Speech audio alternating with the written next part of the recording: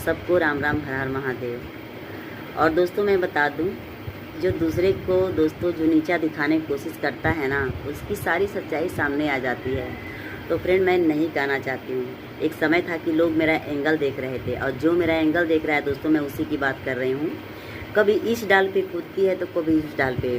जब वो बंदा बेचारा किसी काम का नहीं रहा तो उसको छोड़कर उसी के रिलेशन में टपक गई। ठीक है, आप लोग समझ सकते हैं। तो मैं खुल के नहीं कहूँगी, मैं यही कहूँगी कि किस्सा होता है ना, जो इस डाल पे उस डाल पे कूदता है दोस्तों, उसका ज़िंदगी एकदम बेकार हो जाता है। ठीक है, तो दोस्तों सच इंसान को लोग पहचान नहीं पाते हैं, सच्चाई तो सामने आ ही जाती है। और दोस्तों आप लोग के प्यार दुलार आशीर्वाद से देखिए, आज कल मैं जैसी थी मैं वैसी आज भी हूँ। हमारे लिए सभी लोग अच्छे हैं। मेरा काम नहीं है इस डाल पे उस डाल पे कूदना। ठीक है, मगर क्या करेंगे, मोटकी भैंसिया का आदत नहीं छूट रहा है, इधर उधर मुँह मरमा